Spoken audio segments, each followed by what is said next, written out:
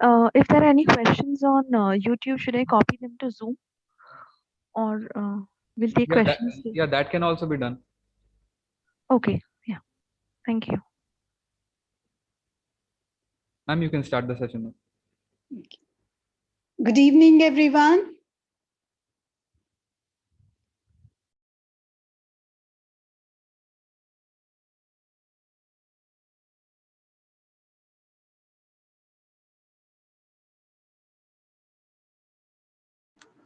Good evening. Speaking effectively. I hope you've all been keeping well in these uncertain times and taking care of your health. It's not right to begin with apologies, but I think I do owe all of you an apology because I have not been able to hold the live session earlier than today because, like the students who've been telling me about the problems they are facing during the COVID period, faculty are equally affected, and for certain reasons, including certain medical issues, I have not been able to hold this session. But today I have been going through all your forum questions and responding to them. And today I'll be happy to respond to all the questions. So I'm delighted by the number of by the interest that participants have been taking in the course, and also the kind of questions that I have been receiving, which are very sharp and very thought-provoking. But today I'll begin the session by addressing the questions that I have received. Most of the questions that I have received, I had a look at them and they are concerned with the exams. So may I start with the first question? The first question relates to how about exam mode? It'll be whether written mode or system marking mode. This is the first question, and it's again, there are 3 or 4 exam questions, so I will address them together. The third question is also about the toughness of the exam. What will be the exam pattern? What will be the difficulty level? What is the exam question paper pattern that can be expected from the course? So I'm going to answer all these questions together because they are more or less the same. They are related to the same issue. So the first question is, it will not be an essay type or subjective type questions. It will be MCQ questions similar to the ones you have been doing in the assignments. So if you have been able to answer those questions and you did not find them difficult, it's not going to be any more difficult than the assignment-based questions. But there is a difference because as you must have read in the regulations and the exam paper requirements of NPTEL courses, there are part of the questions which are tests on comprehension and recall. So certain percentage of the questions will be on recall, which is 20 to 30%. I don't remember the exact number, but a certain percentage. So these questions will be more or less the same as similar to the questions you have done in the assignments based on recall. But in addition to that, you also have questions which are not just based on the videos, but they're based on the activities that the readings and the activities that we have shared with you. They will be based on those. So that will be the second category of questions. And the third category of questions will be more of the applied sort, where you would be expected to apply the concepts that you have mastered in this course. So now I received some queries in the earlier assignments, that is, this is not how the words were used in the video. So it's not necessary that the same words will be used or the questions will be asking you to give the answers exactly from the transcript, because it's not a comprehension test or a recall test. Instead, you will be asked to apply the concepts you have learned and answer the question by using your knowledge of the concepts. So there are 100 marks and there are 100 questions. So one question, 1 mark per question. And to put your minds to rest, don't worry. If you've been able to do the assignment questions well, you will be able to perform equally well in the exam. It won't be any more tougher, but remember that remember to look up the concept-based questions and also the PDFs that have been sent to you, because they'll help you to answer some of the question. Exam pattern, yeah, that's a question that has come in the chat box also. I've been answering that question all this while. The next question is about a little more. What do we know about this speaking effectively? Nisha Raju has asked that question. I'm not sure I understand that question. If you can reword it or you can ask it again, Nisha Raju, I would appreciate. In the meanwhile, I'll go to the next question, which is about how to make writing effectively. Okay, now uh, the number of participants who have enrolled for this course and those who are taking the exam doesn't allow us to give to test long pieces of writing or writing samples. However, we've been circulating writing-based activities, pen and paper activities, which require you to practice writing sentences, using words, and on your own, and test them by using grammar check or spell check. So we've been putting you through these activities, like breaking down writing into simple components like words, verbal knowledge, use of grammar, how to use words in sentences, how to use synonyms, and how to write effectively by avoiding certain mistakes. So if you're able to practice, if even after the course is over and you have the reading material, those of you who haven't been able to practice these pen and paper activities which we have circulated during the course for certain reasons, they might just continue to practice them and tell me how their writing effect, how to improve their writing effect uh, over the next few months. Now, the problem with Indian writers in English is that even at very advanced levels, I find that people do not use correct grammar or use words in an inaccurate manner. So that's why we put you through a whole lot of exercises on verbal skills and verbal activities, so that one not only develops the vocabulary but also use words in the right way.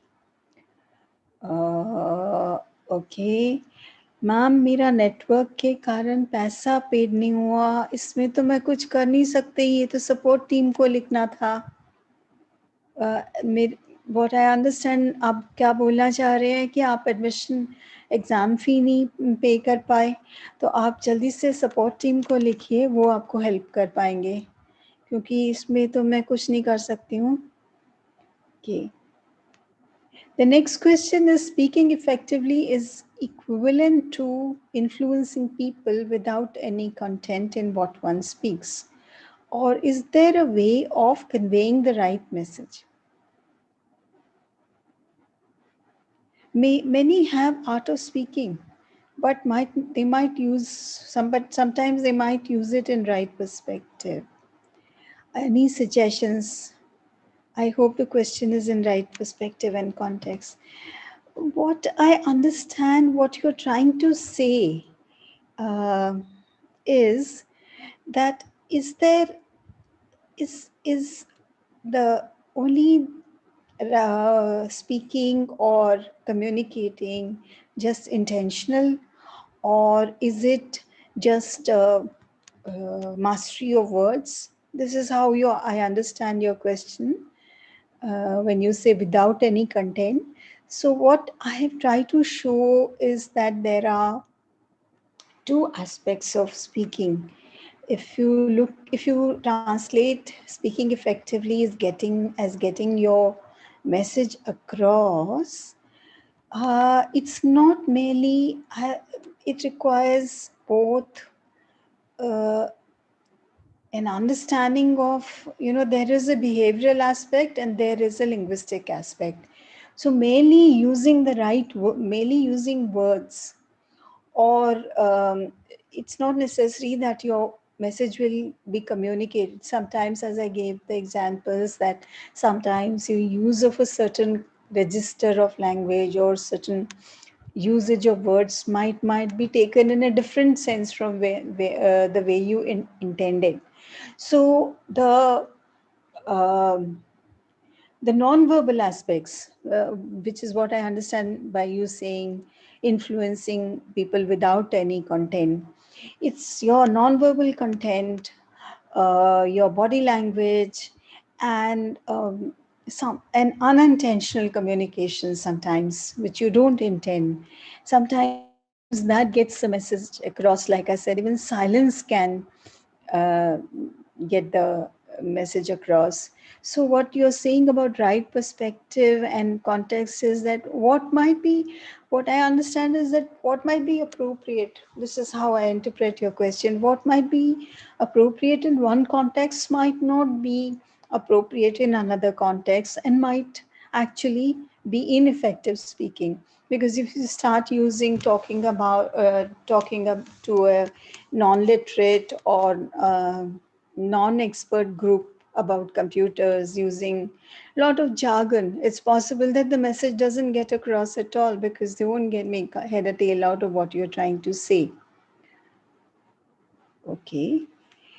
Now the next question is, what should be the objective of presentation? Okay. Now, what is the objective of presentation? I thought what I tried to get across is that a presentation doesn't have a single objective.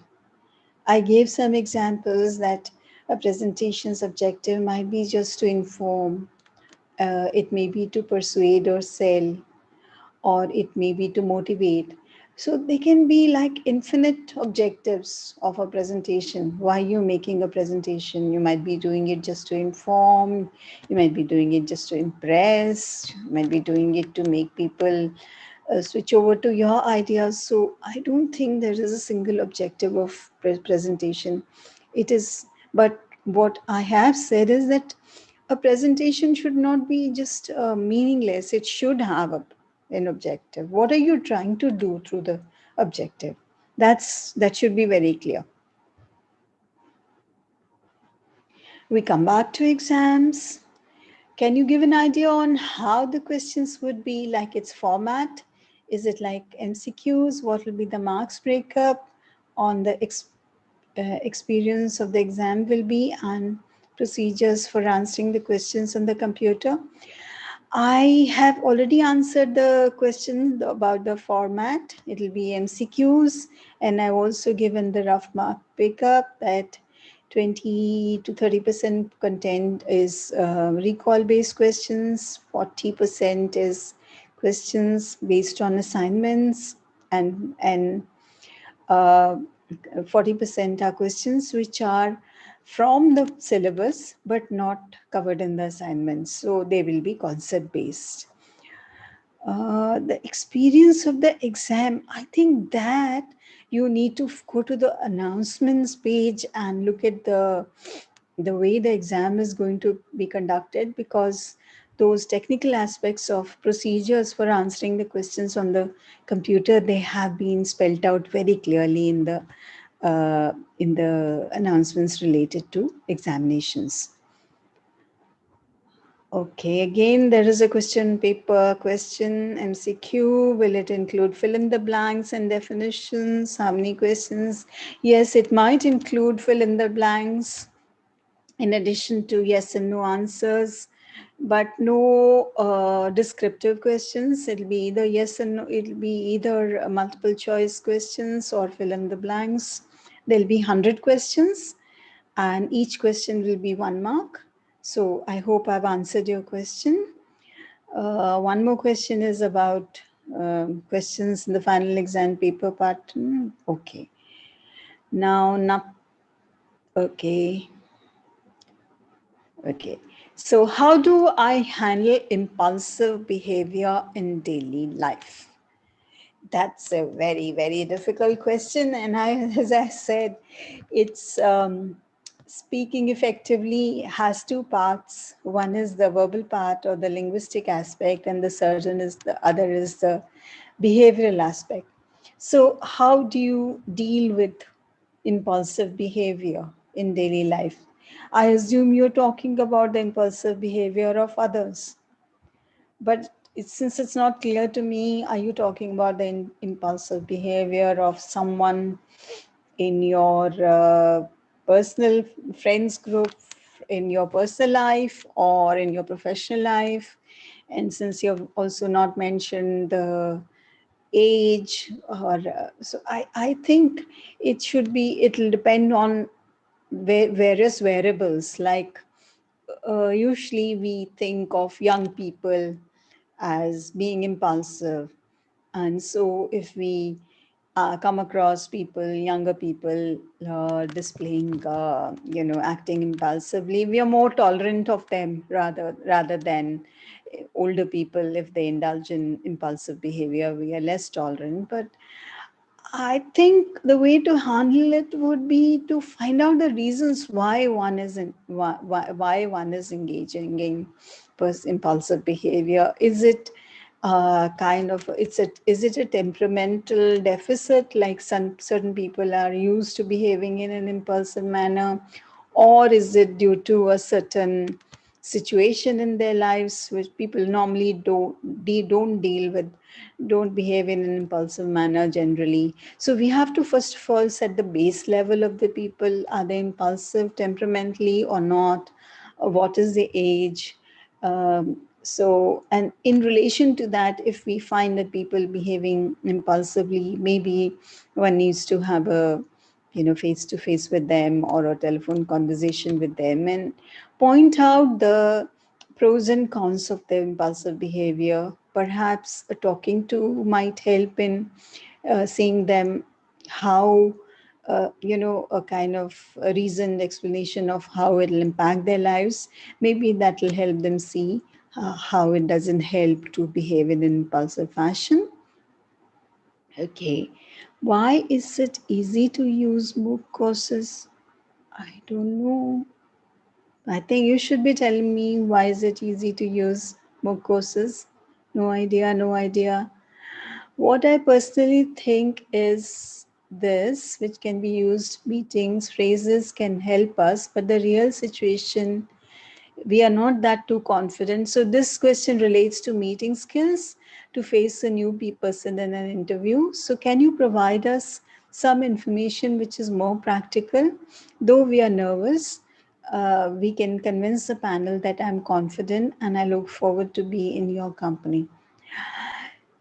See, what I tried to share was certain phrases which are used in business communication and which are standard English phrases, which help you to uh, express your ideas or agreement or disagreement in a non-offensive manner. So if you were to say, you have a point, but I beg to differ with you, if it's a phrase like that, or I don't quite agree with you, thanks for, I appreciate, answers like that make the conversation more, the setting more, less confrontational, and also helps you to make your point without antagonizing anyone.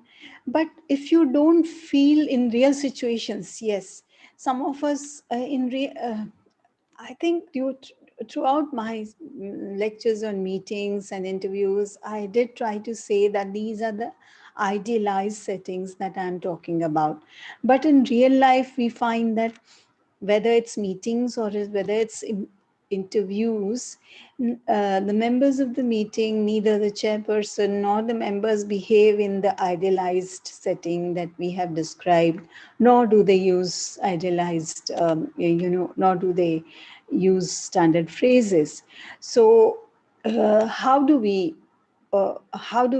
act in real life situations?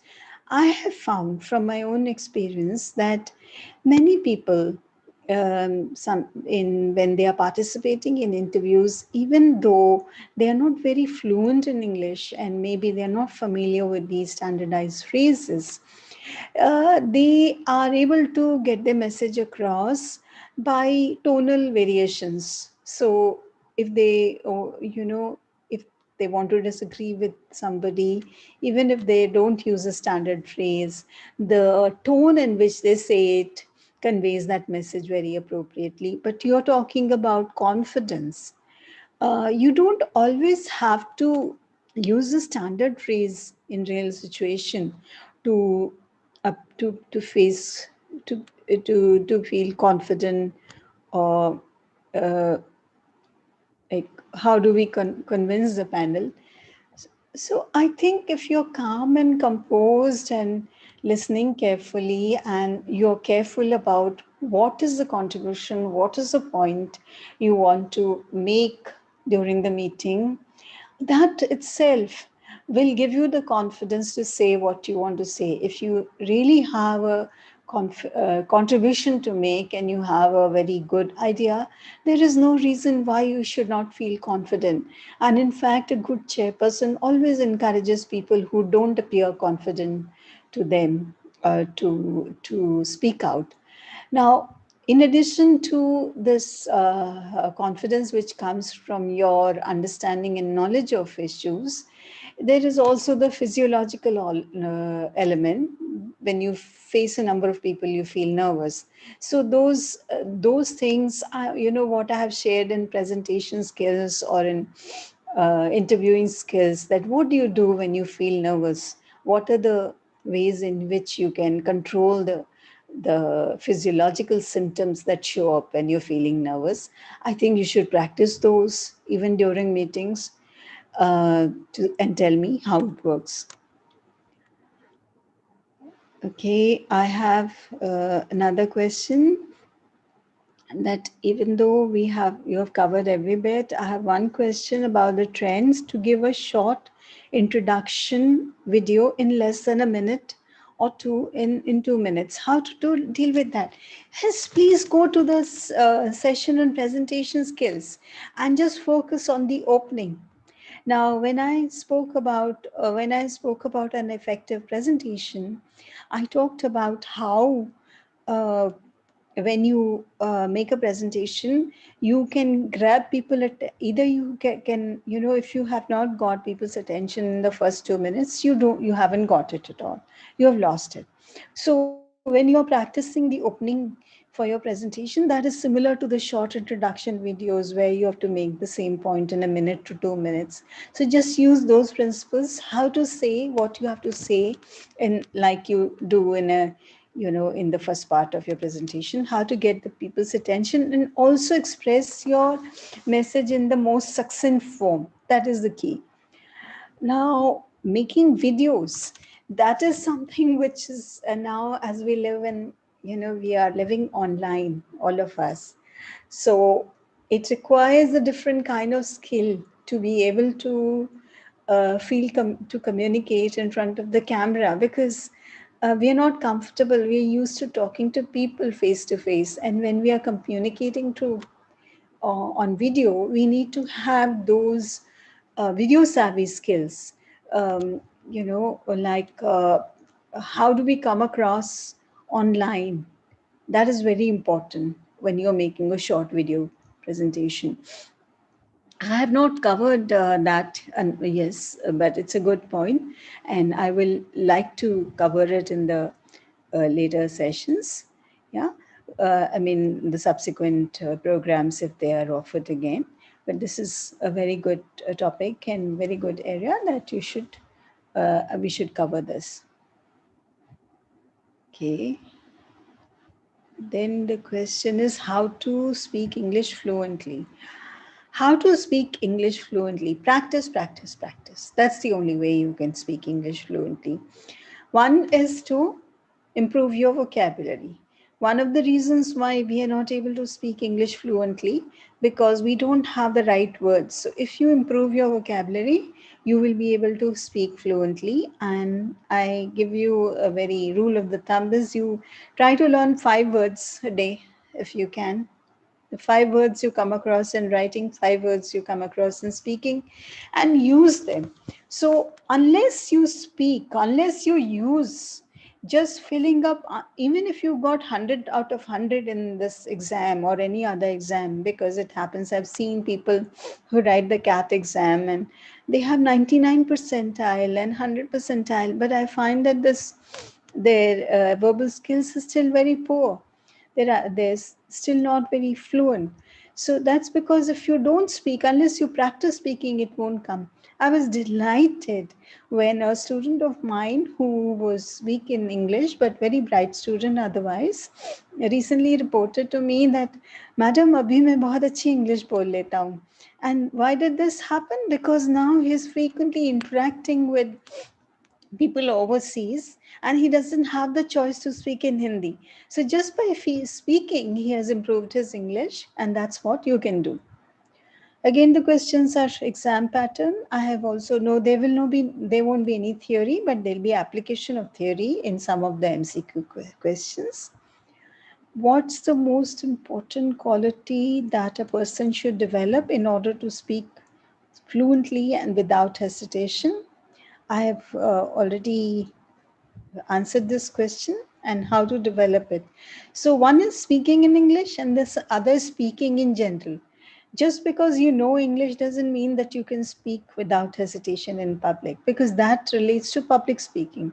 And that's what we covered in the session on presentation. The most important quality is that the fear of speaking is what prevents us from speaking fluently, because we have these fears and some of us don't have those fears, and those who don't have the fears, they are able to speak fluently even if they are not very fluent in English. So that's the key to overcome your fear. That's the most important quality in my opinion, and you can develop it by fighting your fears, as I discussed in the session presentation skills, how to get over your fears. Type of questions and paper pattern, we've discussed it. How to speak in front of higher authorities without hesitation.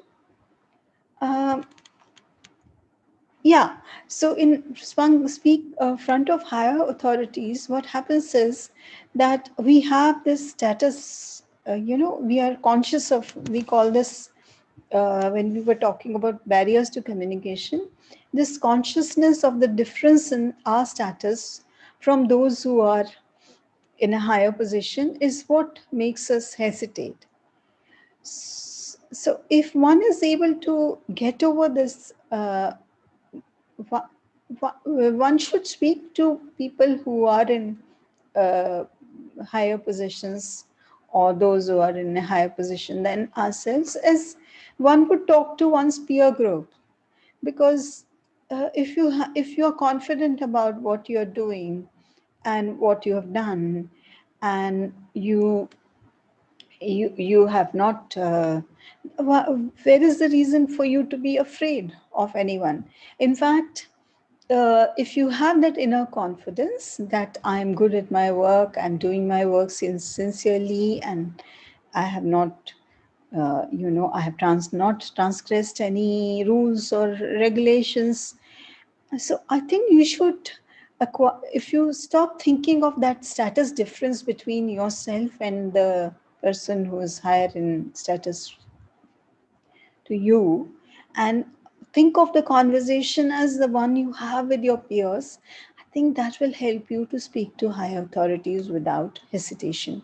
You can be respectful. There is no reason for you to be brash or unrespectful. You can be respectful and yet be confident.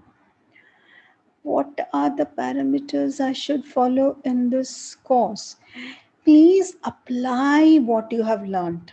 Don't think that just because you have written the exam, you're done with the course.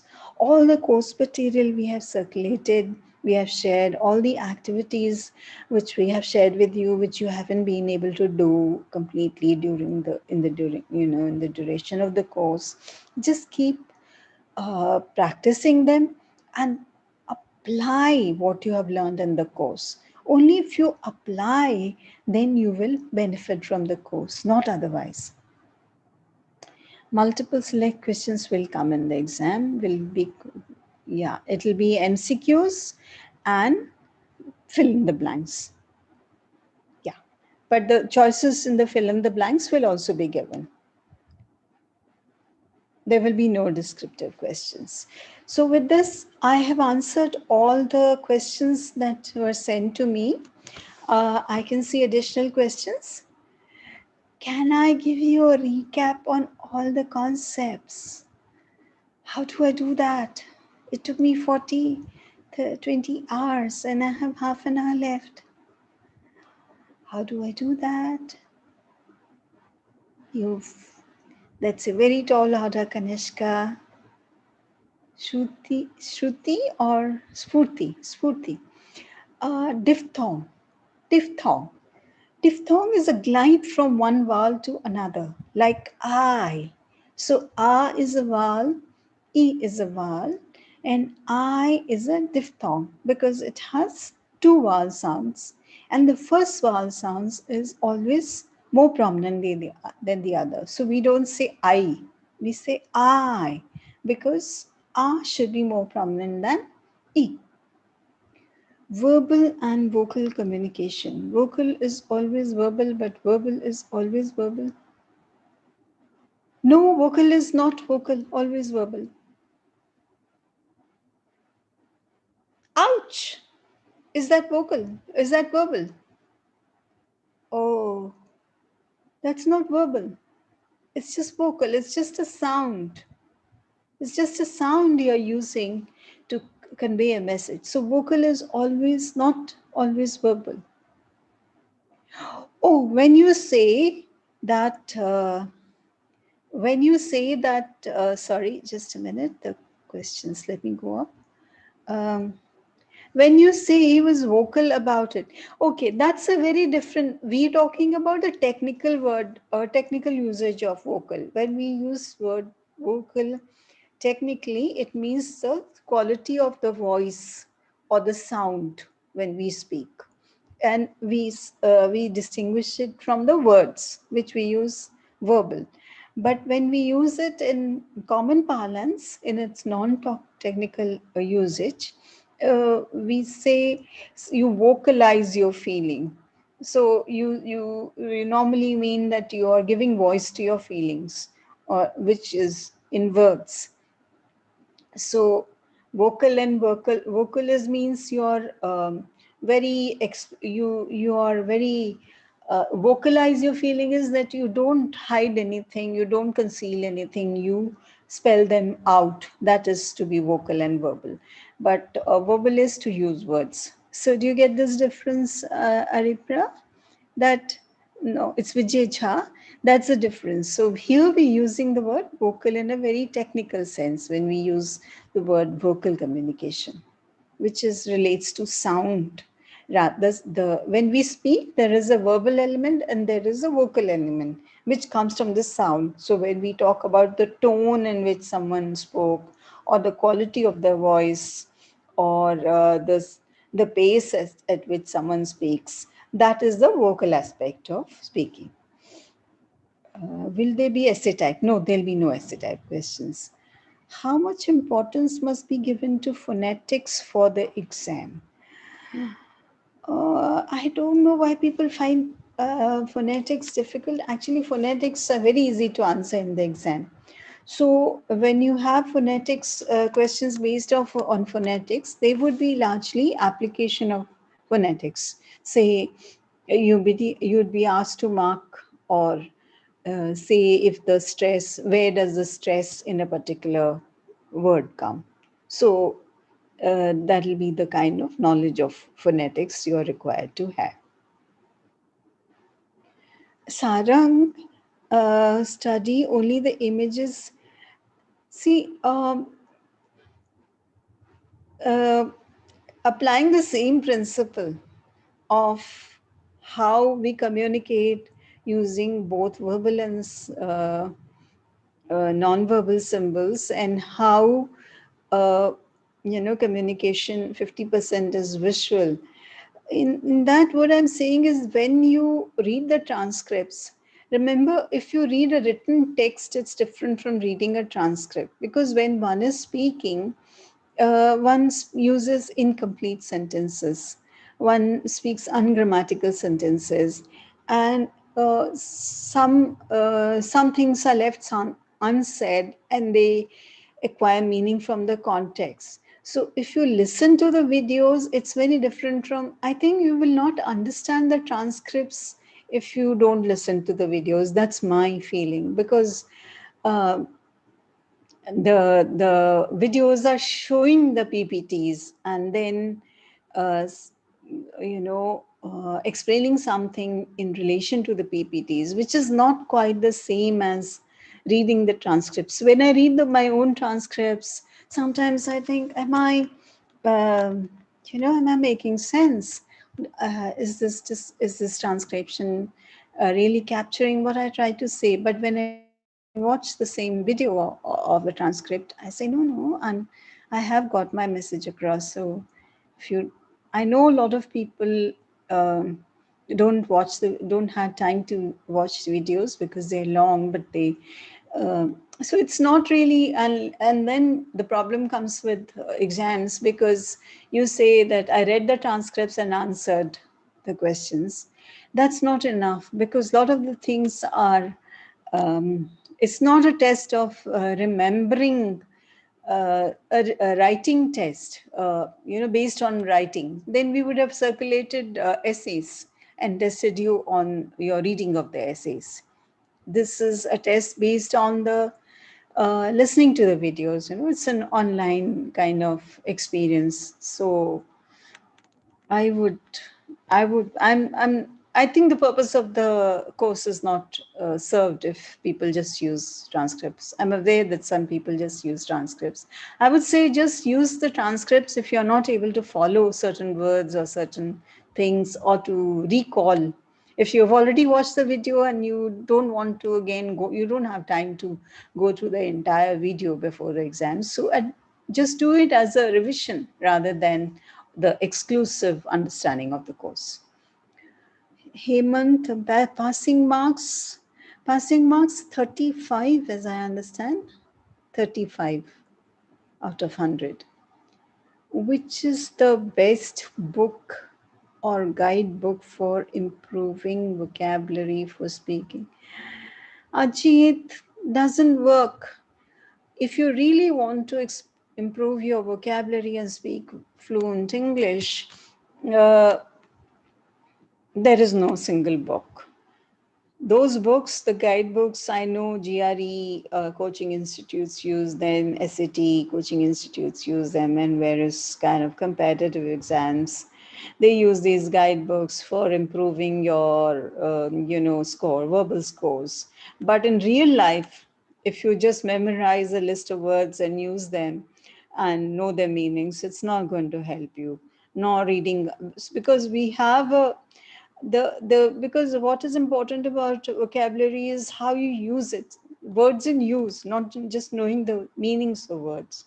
And that's what we discussed in the session on verbal communication, that you might use a word but it might be inappropriate in a particular context. So how to use the right word, we had a whole session on how to use words.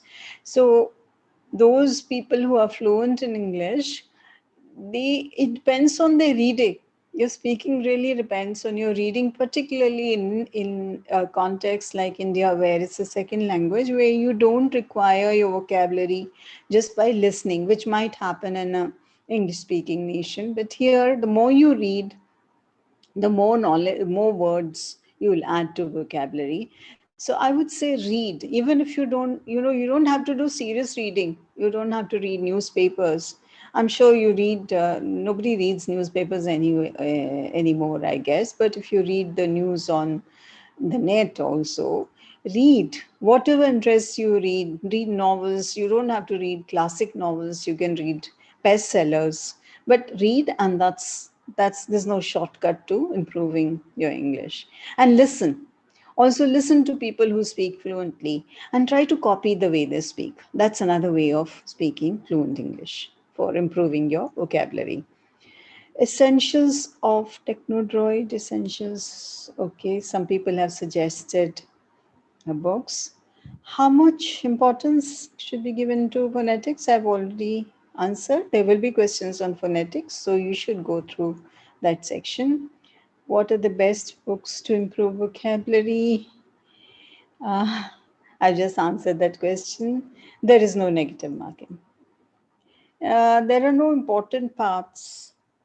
There will be questions on each week, each lecture. So there is no important part as such.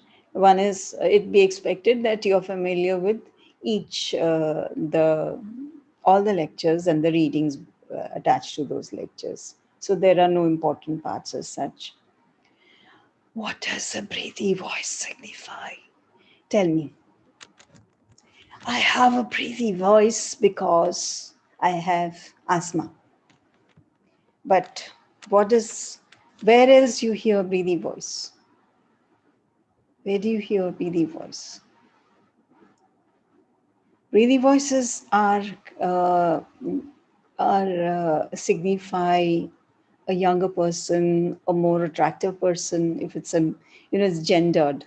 What may not be attractive in a male might be attractive in a female. So breathiness in a woman is more considered more attractive, but it might be inappropriate in a professional setting. So Aripra, that's your answer. How will you conduct online exams in exam center? Again, this is explained in the notification about exam, how the exam will be conducted. There are no negative marks. What is the difference between meta communication and non-verbal communication? Very important question. No, when we talk about non-verbal communication, we talk about communication which is uh, not through words. What we mean is uh, the body language or color and sound and so on. Smell, sound, space, color, all those include non-verbal communication. But the term meta communication is used to include things which are not even included in non-verbal communication. For instance, silence.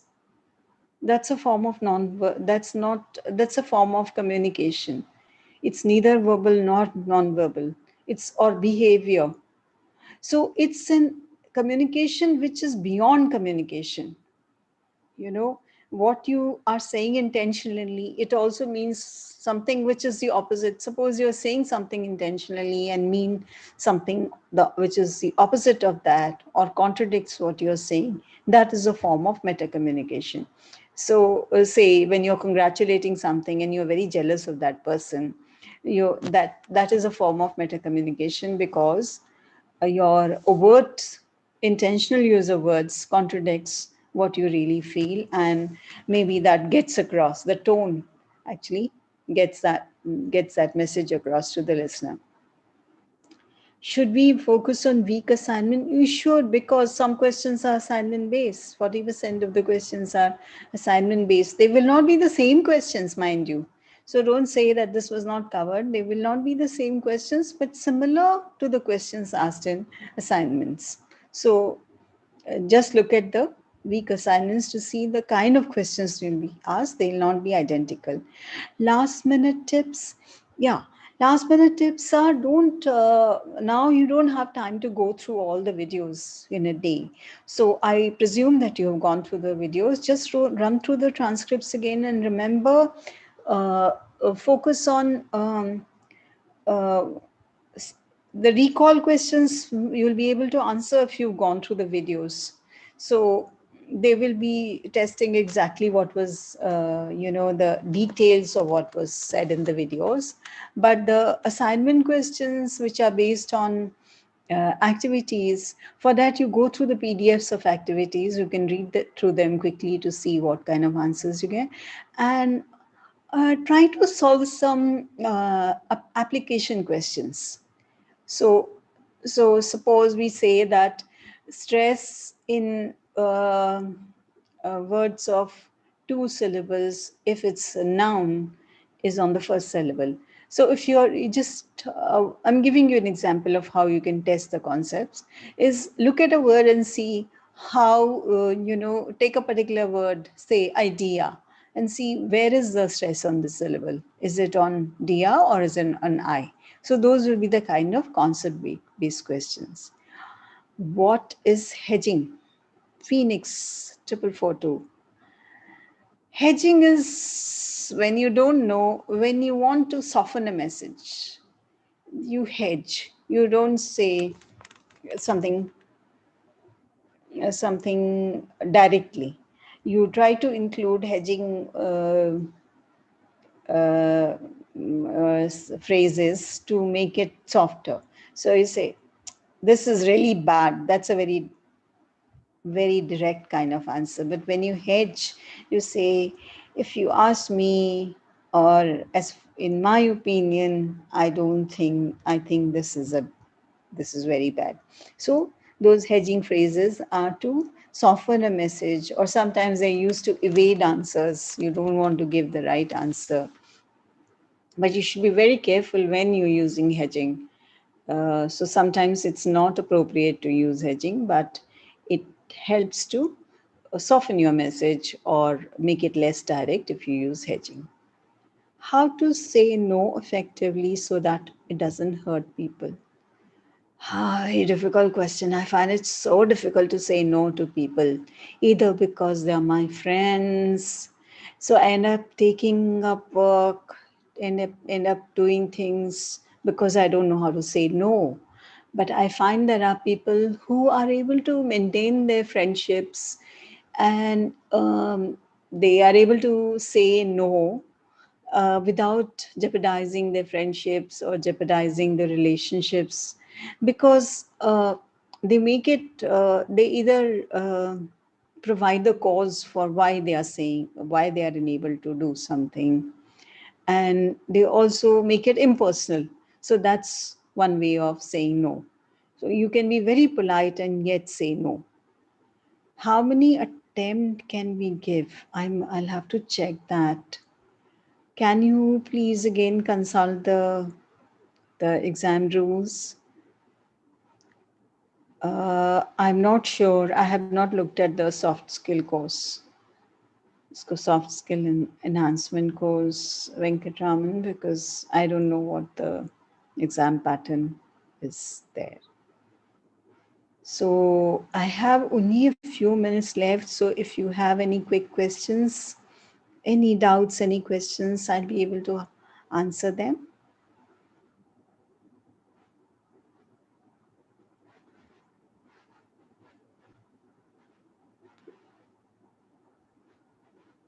One new message. Uh, Going through assignment question will be enough to pass. Uh, why? Why are you thinking in such negative terms? You should think of um, maximizing your scores. So if you've heard the videos and you've listened to the videos, you can just look at the transcripts. And if you've gone, no, it's not enough just to go through the assignment questions, because the assignment based questions which we'll have the exams will not be identical to the assignment questions. So if you think that you know the answers of those questions, will not do to answer the questions in the exam. They'll be similar but not identical.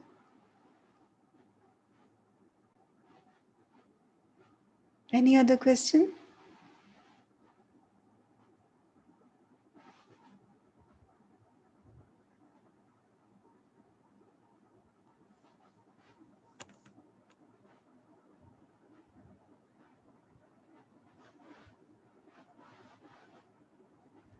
Please let me know if you have, even if you haven't thought of your questions, do send me a mail if you in the forum if you still have any doubts or questions, and I'll reply to them before I go to bed tonight. Tomorrow I will not have access to email the whole day.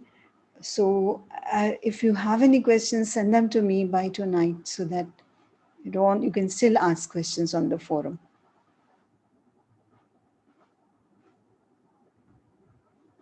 So if there's no other question, I would like to wish you all the best for your exam. And the final message that I would like to leave with you is that it doesn't matter how you score in the exam. What matters is what you have gained through uh, what you've gained through the course, how you are able to use it in your real life, and if it has made a difference to your communication. I think if you're able to do that, that will be my reward and your own, reward rather than the marks themselves. How to revise the concept, short revise the concept. Usually, the keywords in the PPTs have the concept. So if you don't look at the example and you look at the keywords in the concept in the PPTs, they'll jog your memory and they'll tell you what the concept means. I left 2 or 3 assignments. I think you must have it through 6 assignments, Vijay, for to get your the marks for your assignments. 6 out of the 8 you should have 6 assignments. So make sure you have 6.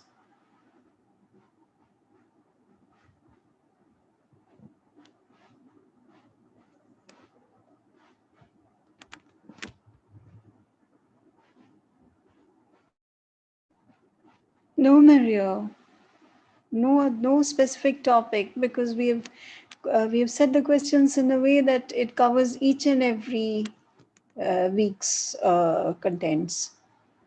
So there are no specific there. The question paper covers all the contents in the weeks we have covered. So go through all the contents, just revise them.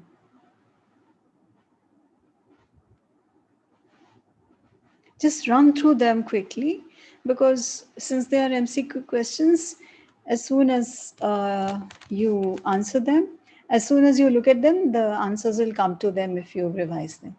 All the best. So I hope our interaction will not end here, and we'll continue to interact after the end of the course also.